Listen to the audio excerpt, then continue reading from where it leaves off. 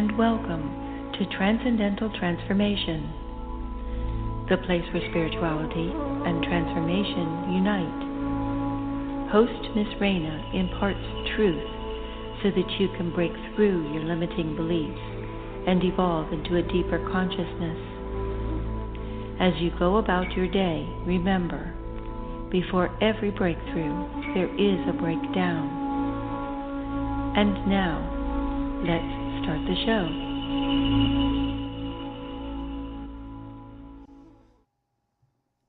Good evening, everyone, and welcome to another episode of Transcendental Transformation. I'm your host, Miss Raina, and today is Tuesday, June 21st, 2022. As always, we're coming live in the Sirius Star System studios right here in Fort Lauderdale, Florida, and I hope all is well with everybody. So today is summer solstice. I love this time of year. It is one of my favorite times. You know, to me, these are the solstices are the only holidays that I actually acknowledge, and today marks the longest day of the year, of course. It's got over 15 hours of light, and I think we're almost out of the day, and from here on the days start to get shorter. I know that's a little bit of a bummer, but in Florida, our winter time is very nice, so we don't look at it like, oh, the summer is gonna go away and the snow is gonna start flying. That's for you northerners, but for us it is a wonderful time, and honestly, this is the time right now.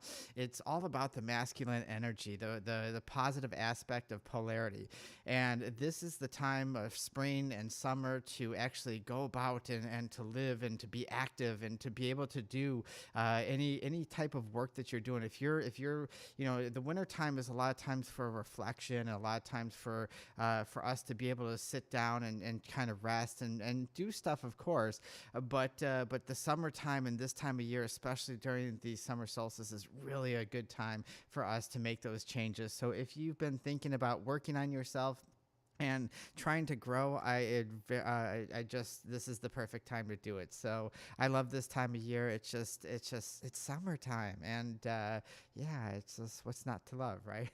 So next week we will have a special guest.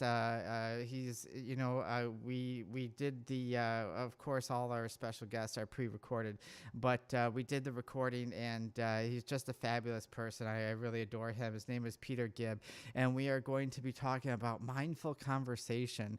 It's really important for us to understand how our, the verbal, not just what we speak, but also in our head, the type of conversations that we have with others, ourselves, and the world around us. So if you guys are interested in that, which it's a really great show, please, it will be airing on June next week. I don't know why my notes say July. I think it's supposed to be June 28th, but it'll be next Tuesday regardless. Anyways, guys, we're live on Facebook, YouTube, Twitch, Twitter, DLive as always, and the replays will be on the website and the links for our Transcendental Transformation Facebook page. So, all right, let's get into tonight's show, because, we almost did not have a show, to be honest with you.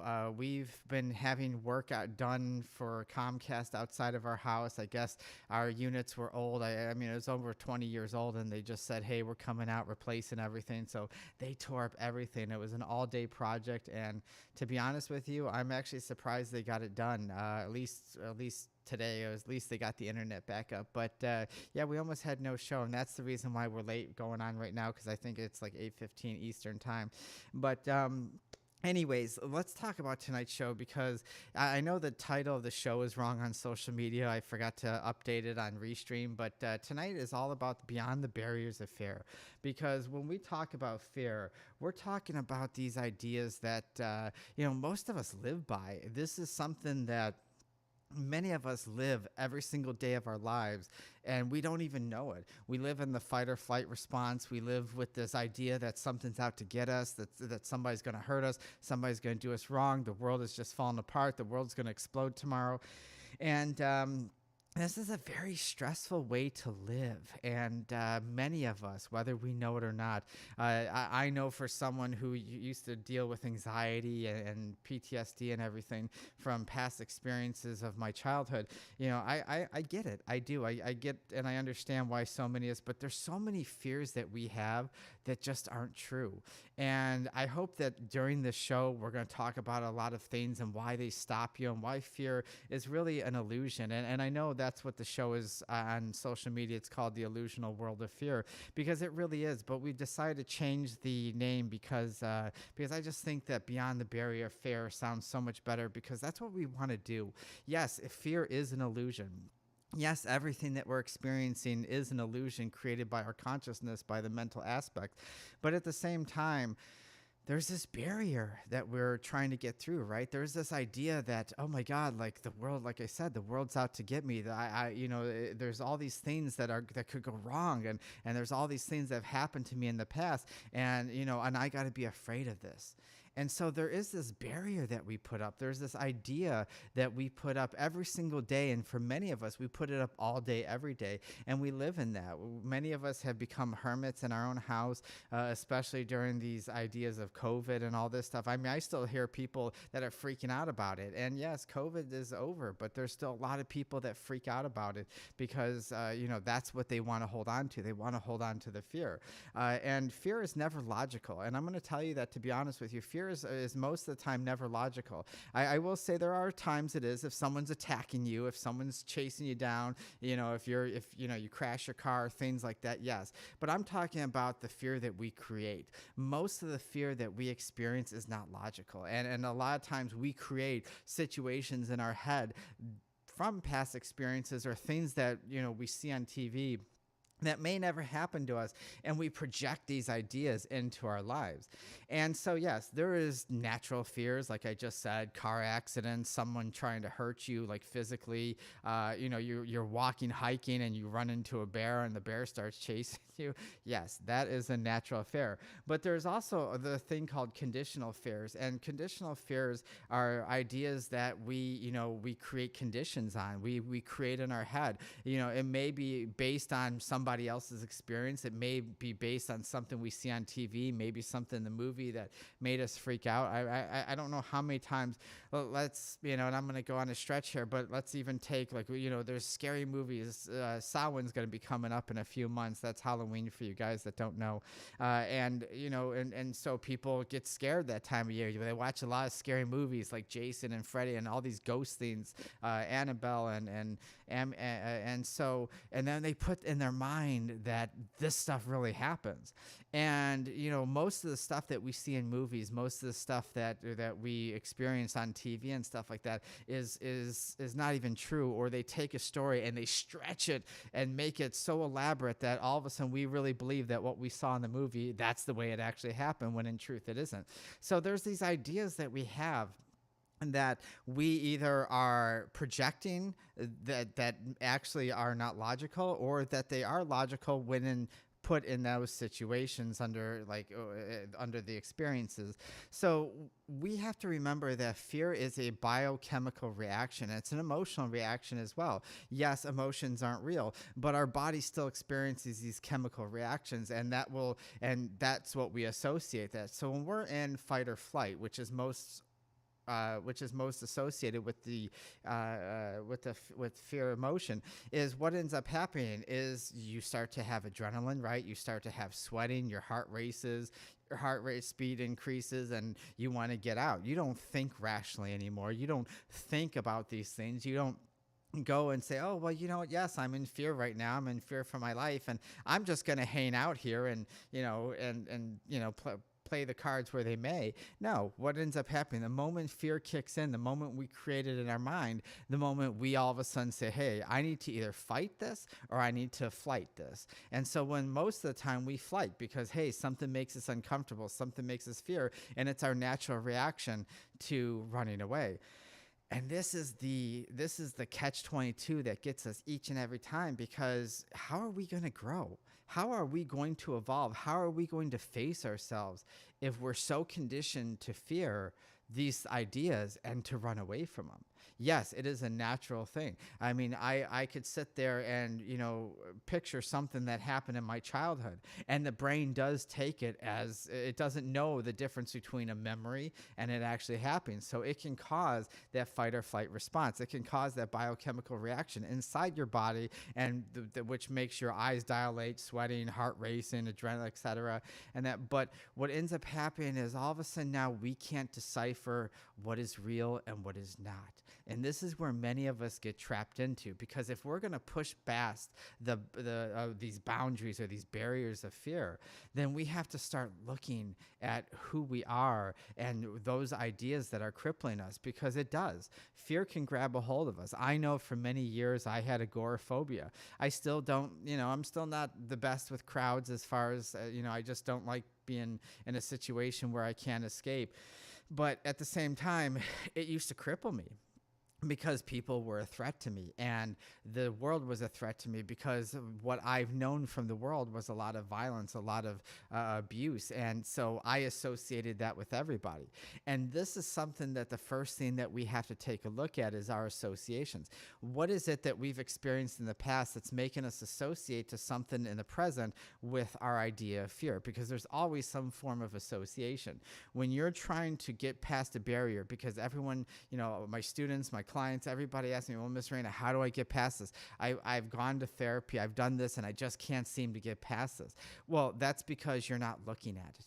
And when we no longer looking at the ideas because we don't want to face it, is, hey, I get it. Some experiences, yes, are tough. They are challenging. There are some that are painful, absolutely. But you're creating this lifelong experience of pain and suffering when you could just have little moments and deal with that idea and experience the fear for a short time, experience the pain, and that just for a short time, and evolve from it, and it no longer be hurting you.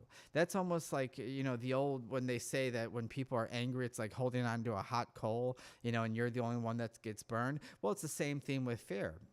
You wouldn't go and grab a hot coal and hold on to it and be like, and just keep holding on to it for the rest of your life. You would let it go, because yes, you've experienced that pain from holding on to that for just a moment. But the moment you say, oh, I recognize this pain, I don't want this pain anymore, and you learn to understand it and you let it go, that pain starts to heal. And that's the same thing that we have to look, because fear stops us. It stops us from growing. It stops us from evolving. It stops us from living our dreams, because that's one of the things that I know when we're looking.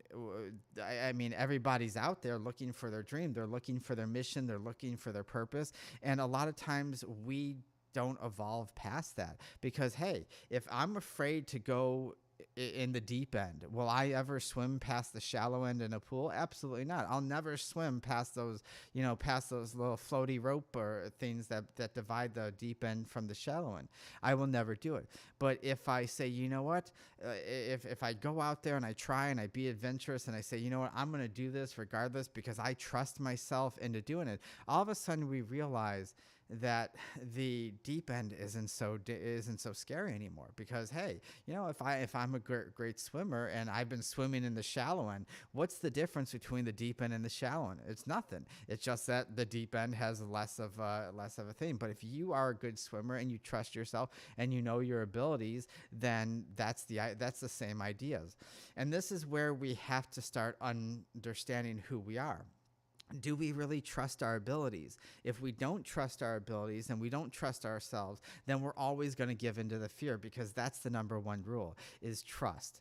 I don't trust myself. I don't believe in myself. So, hey, I'm not going to go out and do this because I might fail, or it might end up hurting me, or it might end up having a negative consequence. And that's that idea of evolving past these ideas of there's no such thing as negative and positive, as good and bad. It's polarity. Understanding that when we're dealing with fear and when we're dealing with ourselves, that there's an aspect of ourselves that we have to understand to grow.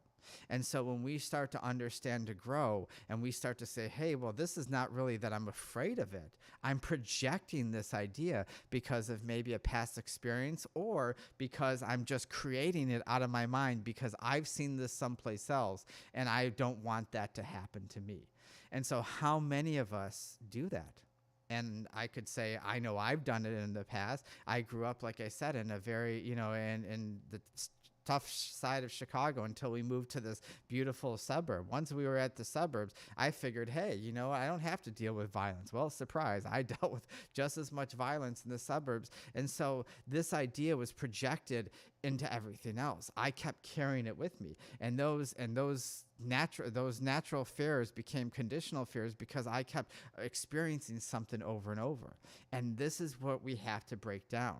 If we're in the mode of stuck and we're feeling lost in our life, it's because you're creating a fear, an illusion, a boundary, a barrier that you're putting up in front of you that's stopping you from experiencing something else.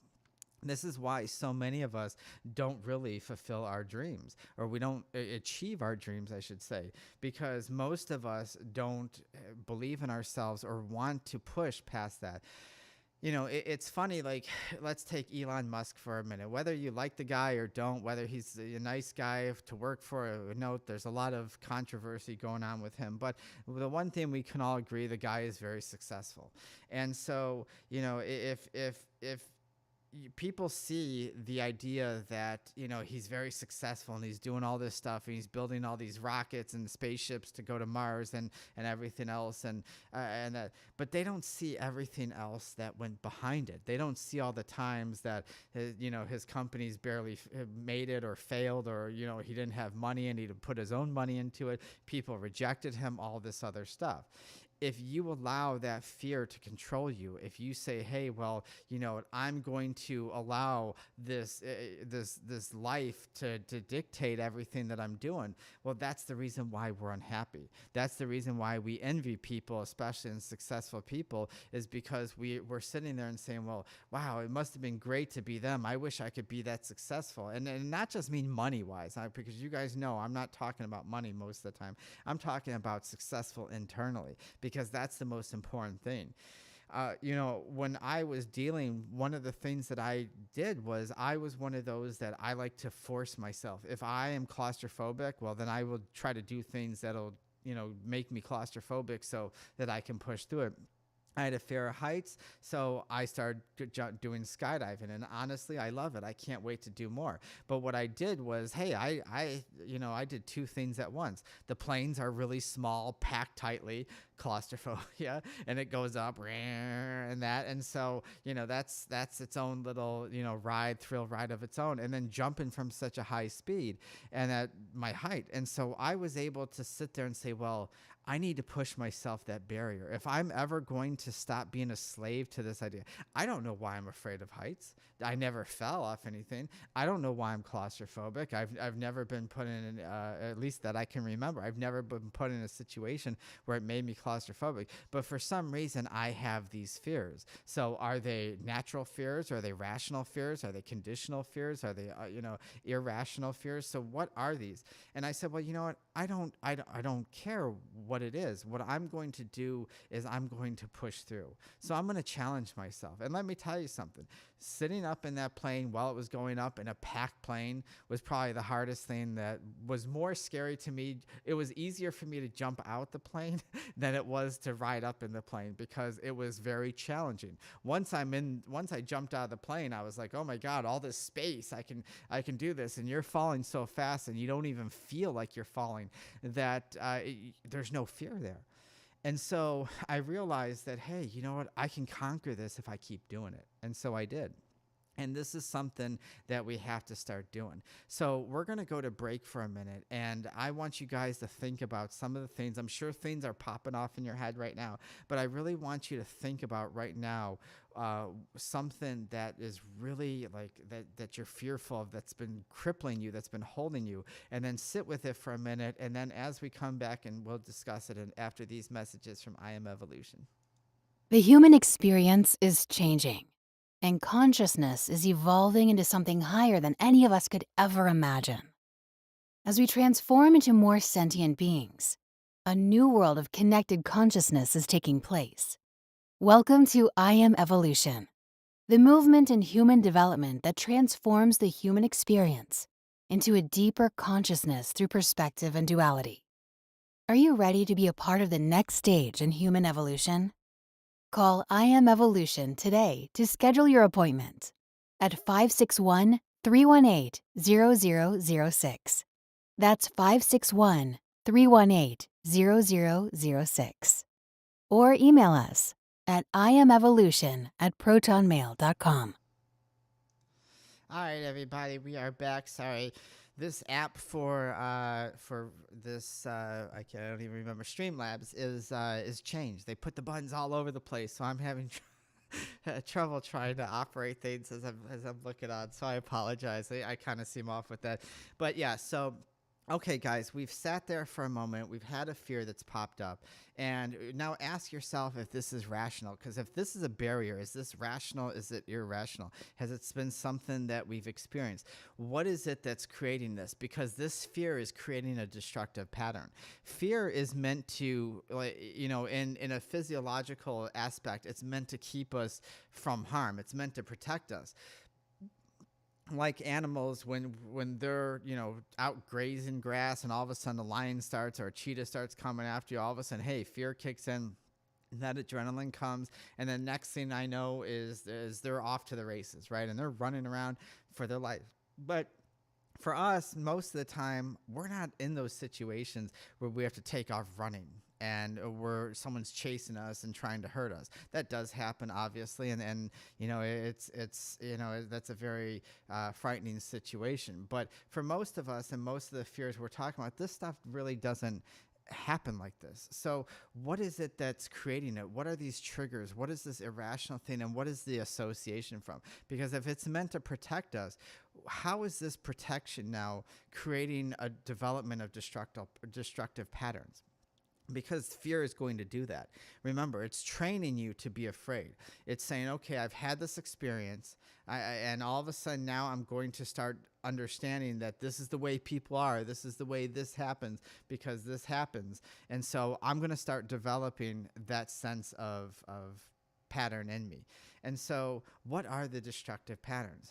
What is it that's trying to protect us but stopping us and creating this mistrust? Because now I know many of us, let's take relationships. I'm sure some people say, well, it's always popular, relationships. Well, I've been cheated on, I've been hurt, I've been abused, so, I don't trust men, or I don't trust women, this is what happened to me. And so now all women, suck, all men suck, and I'm never going to date again. I don't trust anybody. Or we don't trust anybody, and we go into relationships with all that mistrust, and we just blow the relationship up because we're so untrusting that person's going to do and repeat the same thing that the person before we dated did. And so this isn't true. And this, unless we're repeating a pattern that we're purposely seeking out people that are going to keep doing that to us, so we have that idea of, see, I told you you can't do that. That's that toxic voice inside of our head, that victim that we play. But what is the truth of the situation? Can we take a look at ourselves to the point where it's going to be, hey, I need to start seeing that I'm afraid of this. And if my fear is rational, then okay, great. Then how can I evolve from it? What can I learn from this so I can stop being afraid of this? Because hey, truth be told, when you go into a relationship, hey, that's the chance you take. Most relationships aren't going to work out until you find someone that you're going to marry, or someone that you're going to be life partners with, or whatever the situation. And that may not even guarantee. Nothing in the world is guaranteed.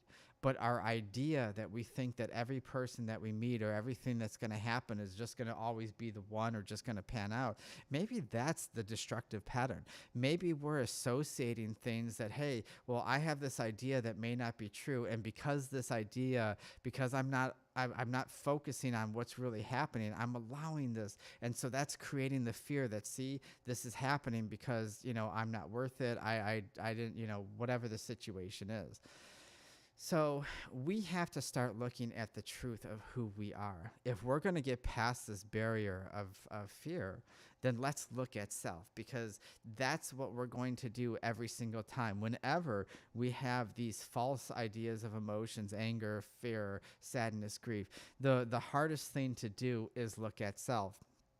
A couple weekends ago when we were at that fest, it was funny because while I was teaching, I said, "Hey, how many people have ever done, and I said, like, how many people have ever judged and been mean to somebody?" And you saw the people going like they didn't want to say. Well, the hardest part is to look at self and take responsibility. And two people in the back got up and left because they didn't want to hear that. It's the hardest thing to do, is to take responsibility for ourselves, because we like to project every idea and say, hey, you know what?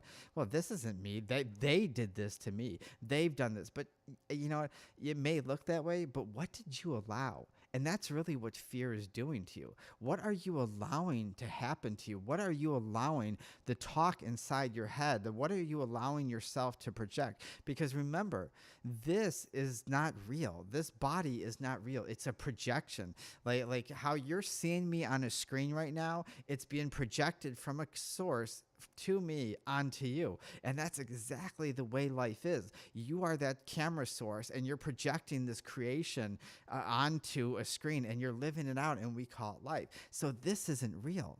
And so this is what we have to start looking at. Why am I projecting this? What am I creating from this? And if I want to be able to see, if I want to be able to evolve from this, then I have to ask myself, what am I letting in? What am I allowing myself to say to myself? What am I allowing myself to project to myself? And what am I allowing myself to stop from growing and stop seeing, because I don't want to deal with this anymore? So we have to soften. We have to kind of change the game a little bit, soften up a little bit, and really say, you know what? It's not so much a blame game. It's not so much, well, okay, I'm going to take the blame for everything regardless of everything. No, being responsible and taking responsibility means, hey, you know what? I'm not perfect, and you know what? I make mistakes, and that's okay. I've allowed people to take from me. I've allowed myself to do this. I've been judgmental towards people. And so it allows ourselves to be truthful, because fear stops us from our authenticity. Our authenticity is really what a lot of times we're trying to find. I don't know how many classes and how many things on social media I see all the time that say, hey, take this class and learn how to be your authentic self. And very few times do they ever touch on the idea of, taking responsibility and looking at yourself. And that's another fear. That's another barrier of fear. Because if I take responsibility for myself and I start looking at myself, I may see things that I may not like. And if I don't like, then and I already have low self-esteem, or I'm already afraid of that, then that's going to send me in another, drain of emotions. But only if you start to take that idea and run with it. Remember, taking responsibility isn't scary. It's a wonderful thing. It's actually very freeing to who you are, because your whole life, think about the chaoticness, think about the anger, think about the judgment, think about the fear that you live every single day. And now imagine if you stop pointing the finger and stop judging people and even yourself in situations. Imagine what would happen from here on out if all that happened. The world changes for you, though. There's a weight that lifts off your shoulder, because you're no longer seeing life in a defensive mode. When you're living in fear, you're defensive of everything. You're sitting there saying, well, I got to be ready for everything, because, something's going to come at me. And if I don't show how tough I am, and I don't run my mouth and laugh at people and judge others that aren't the same, well, then what am I to do? And this is something that, as we evolve, if we're trying to evolve, because this is what we're going through that jump. And if we're trying to evolve in this jump and live in a world of growth and evolution, because Earth is never going to be perfect. You are not meant to be perfect. You are meant to folly here. You are meant to make mistakes. You are meant to do these things. You are meant to experience these things because it helps you evolve. And so everybody thinks that as we're going to this, this 5D world that we think we're taking the Earth and shifting it into the fifth dimension, and we're not. And it's just going to free us. And all of a sudden, everyone's going to be in 5 dimension. Well, do we understand what the fifth dimension does? Well, the fifth dimension is all about looking at self. Yes, the spirit guides and the master guides and that are from that dimension. But the fifth dimension really makes you focus on yourself. You have no purpose. You have no other option but to look at yourself. And so that's the hardest thing. If we're having trouble with that idea and we're trying to build this we're trying to evolve to this past this barrier, and we want to live in this idea, well, we have to live here on Earth. It'll always be a 3D world to some extent, but the idea of growing past, what you are and growing past the things that hold you back, that's what it's really about. So let's look at that. Let's look at why fears drive our insecurities, because I think that's going to be a good point. If we have fears, and fears are often accompanied with triggers. We have triggers of, some people are afraid of the dark. Some people are afraid of men. Some people are afraid of women. Some people are afraid to drive a car or fly. And some people are afraid of social interactions.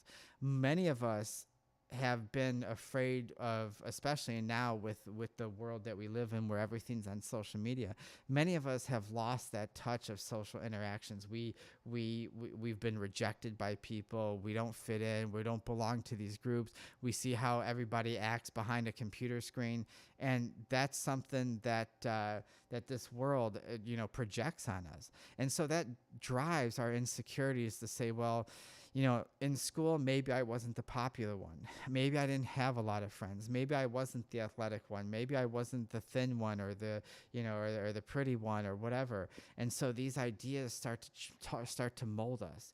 And then all of a sudden we grow up, we get into this idea, and then there's these conditionings. The magazines, the media, everything constantly tells us, well, this is the image you have to be. This is what you have to do in order for us to be there. And if we're not there, then all of a sudden, hey, well, now I'm living a life of not only fear, but now I'm living a life of lies, because now I'm trying to be something that I'm not. And this is where most of us lie, because yes, it's okay to fear death. Yes, it's okay to fear dying or getting hurt. It's okay to fear things because that's part of what keeps us alive. If we don't have that fear of dying and death, well, we would never survive as a species. We would never push harder or fight harder when we need to survive. So, but when we take all these other insecurities, remember, these are conditional insecurities. These are conditional fears. And so we have to start telling ourselves, well, why do I believe this idea that I'm not good enough? Why do I believe this idea that, that because I've been rejected, that now my self-esteem should be low? Or because social media and everybody tells me that this is the way it needs to be, that this is the way I should be? So many of us are looking for ourselves, and it's driven by fear, because we think that, for many of us, believe that we only have one life, and we believe that there's this God or universe dictating our lives, and that's it. And that's just not true. That's just not the way life works. And so for many of us, yes, we do have a life. Most of our lives are fated. We have things that we're going to do regardless of whether or not we want to choose to make a choice, because that's the way we have to learn. And we're never going to do those actions if we have a choice. So yes, I can understand that. But at the other aspect, a lot of times we put ourselves in those situations. We put ourselves in the situation to create fear. Remember that every time you give in to something other than who you are, you're creating the idea of fear. Because what you're saying is, well, I need to be this in order to be accepted. I need to be that in order to be liked. And if I'm not these things, well, then who am I? And really, that's the question that is at hand again. It's really, who am I? And that's back to the questions, the age-old question that we're always trying to ask. I don't know how many times on the show, right, that we've talked about that. Well, who am I? What can I be? And those ideas of not understanding who I am in this lifetime, not living that lifetime, not living who we are during that lifetime, that creates that fear. And that creates that barrier. And so we learn to develop this as we get older because people tell us this. And so this is why, like when I work with my students or clients, I always start with your childhood. Because fear, when we're children, let's even take ourselves even back further. When we're infants, all we are is doing is taking in information, right? We're feeling things, we're just looking around. Our brain is absorbing everything that can possibly be. And so that is telling us that that all this world is information, and our brain has to gather as much information for the first couple of years in order for us to learn to develop our minds. And then once consciousness comes in, and all of a sudden we wake up and we're like, oh, where am I at, what's going on? Then all of a sudden we become more than just feeling. We become more than just this idea. And what people tell you, what we experience, how our neighbors are, how is depending on what type of fears that we're going to learn to develop. If you're one of those that are protected, if you have protective parents and everything, well, and this for you parents, this is something that's very important, is that parents, a lot of times we teach our kids fear. I know that we've experienced things in our past, and I know that we don't want our children to experience those because we've had it rough, or we know the experience.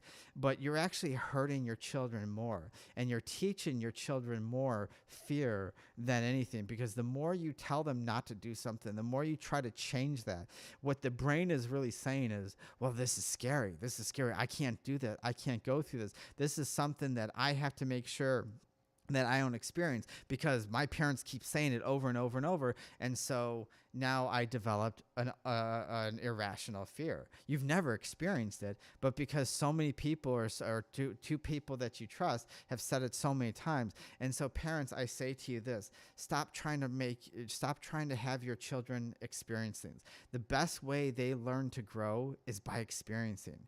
Yes, it may have been painful for you, but imagine now the knowledge that you have from that. And that's the same for you people now too, not just parents, but imagine when you go through something that's scary, or when you go through something that's painful, when you go through this, what ends up happening is you gain knowledge.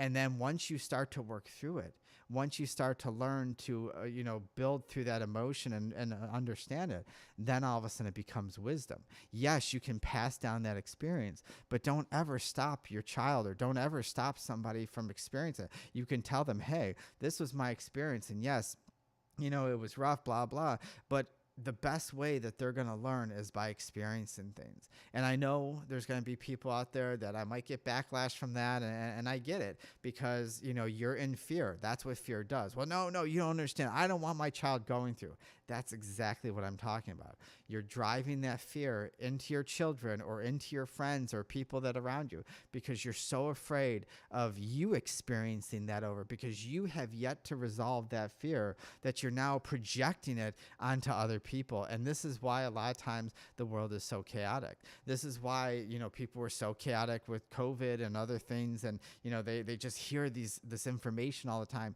And because it's projected and people say it in a tone of voice, and all this time, all of a sudden, man, this must be true, and I got to start protecting myself. Because remember, our fight or flight is to, run and protect ourselves. All right, guys, we'll be right back after these messages from I Am Evolution. The human experience is changing, and consciousness is evolving into something higher than any of us could ever imagine. As we transform into more sentient beings, a new world of connected consciousness is taking place. Welcome to I Am Evolution, the movement in human development that transforms the human experience into a deeper consciousness through perspective and duality. Are you ready to be a part of the next stage in human evolution? Call I Am Evolution today to schedule your appointment at 561-318-0006. That's 561-318-0006. Or email us at iamevolution@protonmail.com.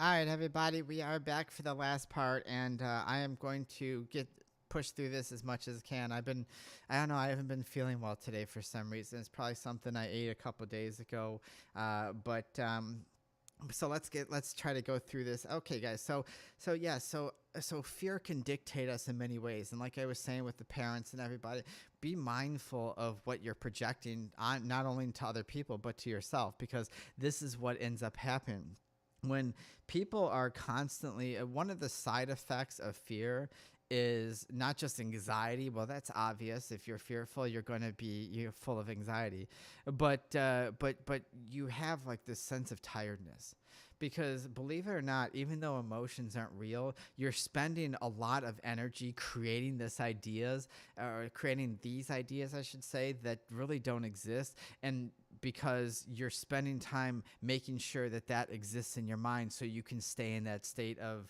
fear or state of anger or state of sadness, grief. When when I was dealing with my chronic depression, anxiety, things like that, when I would go through really big bouts, I would always be tired. I would be exhausted to the point where I would sit on the couch there. I would lay on there, watch TV. I would never get up, maybe to go to the bathroom, get something to eat if I felt tired. And that was about it. So fear will control you and dictate how your body is. It'll release stress hormones. It'll make you gain weight, or for those of you that don't eat, it'll make you lose weight constantly. But a lot of times fear produces stress hormones. And so we worry and we have this anxiety and we're constantly tired.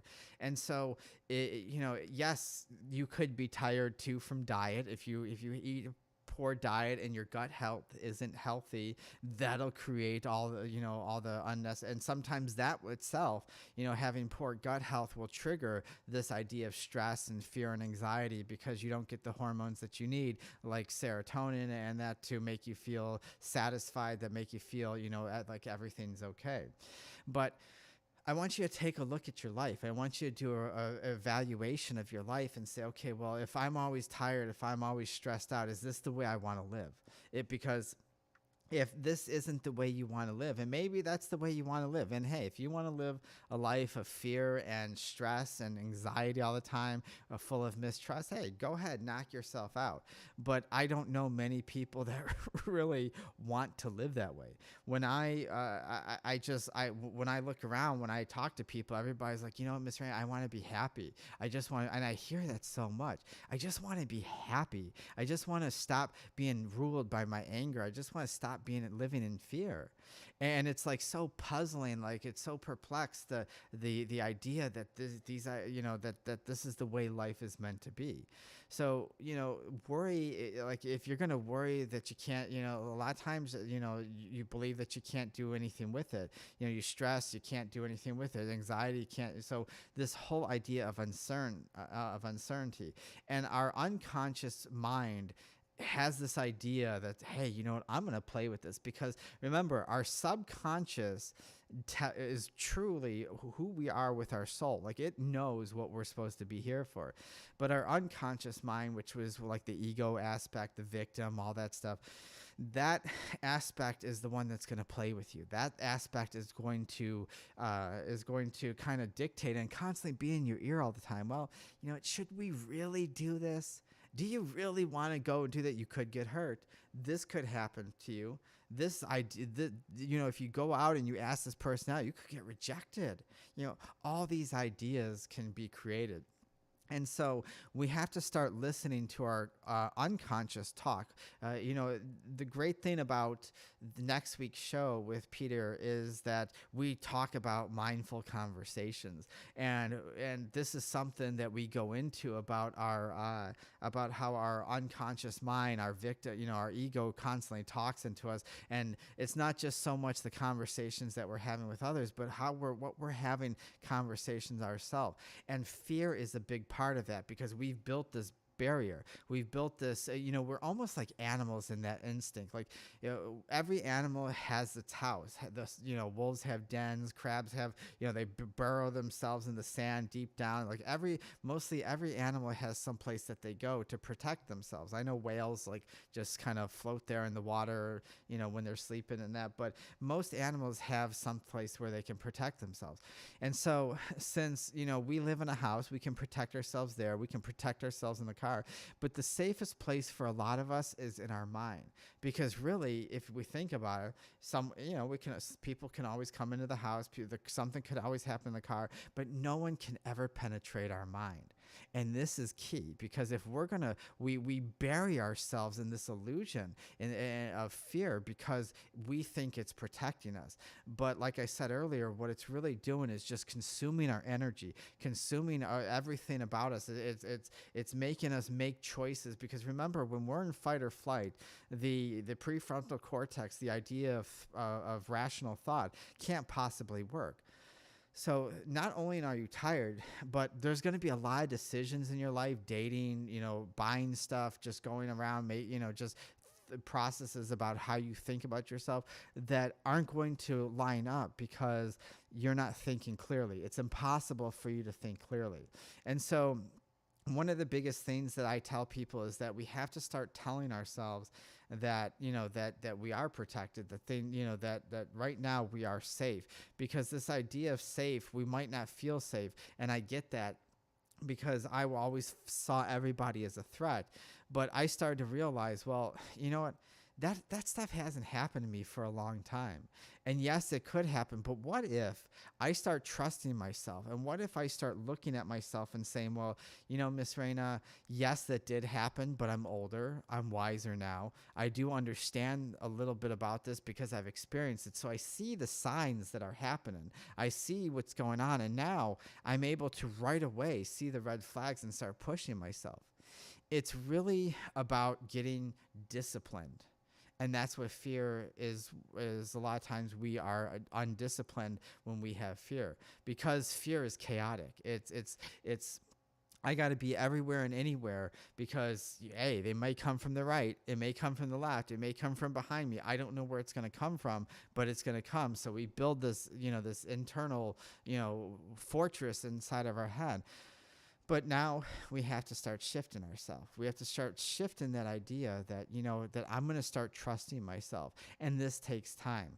And that's what I started doing. There was no magic pill. There's no one day I just woke up and Miss Raina, hey, it's all gone. I don't fear anything anymore. Because it doesn't work like that. What ends up happening is that I just started talking to myself. Well, hey, you know what, Miss Raina?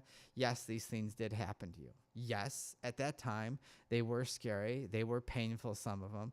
But you know what? This hasn't happened in 15, 20 years. So why am I still holding on to it?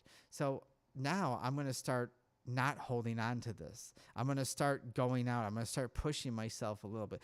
Let's go out to the store and push ourselves. Let's go out and try to do something that, is not too hard, but as I'm going out, I'm going to start talking to myself constantly, because believe it or not, changing the idea of the talk in your head starts projecting different energies and different vibrations. It starts changing the vibration of who you are. So if I'm, instead of beating myself up and saying, oh, everyone's out to get me, I'm now lowering my vibration and scattered energy. And that's what now I'm bringing in. Now, hey, you know what? Okay. I'm pushing myself out. I can do this. I know I can do this. And I'm going to start. And that's exactly what I did. It sounds cliche. It really does. But honestly, that's exactly what I did. I just started talking to myself. The name of the game was just talking to myself in my head and telling myself that, you know what? If I go into the store, the chances of someone coming up to me and beating me up are probably like 1 in 10 billion. And so I started realizing that a lot of my thoughts that I was having, was irrational. A lot of the things that I was projecting into my life that were stopping me from going out and doing these things were irrational. And I was tired of it. I was constantly, and I'm sure you guys are too. I'm sure you're tired of constantly being, low in energy. I mean, if you constantly produce cortisol and adrenaline, what ends up happening? Your body says, hey, you know what? I got no more to give. And that's what it ends up doing. It just says, hey, I got nothing to give. And you start depleting yourself. And this is why we get sick. This is why we develop disease and cancers and things like that. Is because we push our bodies so much to the limit that we don't give ourselves time to rest. We don't give ourselves time to heal, and we don't give ourselves time to regenerate. And so if you're not giving yourself those privileges, well, that's the reason why we're in this situation. So remember, fear, like anger, emotions, or like any of the emotions, most of the time, especially if fear isn't real. If a lion is chasing you, if you're about to get hit by a car, if someone's coming after you, yes, I understand that is a rational, natural fear. But most of the time, we're projecting this idea. And this is where we really have to shift, because you're overworking your body, you're abusing your body. And what you're really saying to yourself is, you know what? I'm more worth me to abuse myself than it is for me to love myself. I'm not worth love. I'm worth abuse. And that's really what we are conditioned to do. It happens so many times, and I think that's where sometimes we have to start shifting. Do I want to keep abusing myself, and do I want to start loving myself? Again, that's taking responsibility. See, responsibility, like I said, it isn't harmful. It's not scary. It's just saying, hey, you know what? I'm worth these things now. I can do that. I can control these things, because really, like, I always equate fear, like giving into fear, like starting to meditate. When you first started to meditate, or for those of you who are just getting into it, it's very difficult. Your mind starts to wander, think of this. Oh, I got to do the laundry. Oh, I forgot to close this off. Oh, I got to do this. You know what? That was fun today. Because our mind doesn't have any control. It's used to being scattered.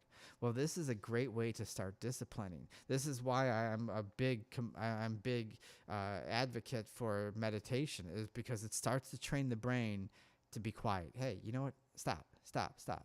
Okay, it's okay. Just, okay, have that thought, push it out of the way. Let's refocus. Nothing's going to hurt me right now. Everything's good. Everything's all kumbaya. Let's just focus on this. And this is the thing that we have that starts. So, yes, I'm a big advocate of meditation, because it allows the mind to stop just chasing. When you live in fear, it's almost like a wild dog just chasing a car, or chasing every car you see. The discipline isn't there. And so discipline is part of responsibility. Responsibility says, you know what? I'm going to start looking at myself. I'm going to start loving myself. I'm going to start taking, responsibility for the actions and the things that I'm doing, to myself and to others, because I'm afraid of something. And then discipline says, you know what? I'm really worth the love, so I'm going to start doing these things. There is no magic pill. I know we're almost out of time, but people, there is no magic pill. You can take all the antidepressants you want. You can take all the pharmaceuticals. I know that the pharmaceuticals, they promise you stuff. All right, guys, we're going to end the show, so I'm just not feeling up to it. So, all right, guys, anyways, I'm sorry about that. But anyways, guys, if you want to follow us on our Facebook, facebook.com/Transcendental Transformation. Our YouTube's the same. Visit our website, soulandspiritguide.com, and sign up for the newsletter to receive special hidden shows, VIP access to the website, and special guest offers. If you have any questions, email us at transcendentaltransformations@gmail.com. And always remember to believe in yourself. It's not our abilities, our talents that make us who we are, but it is our choices. Thank you, and have a wonderful evening.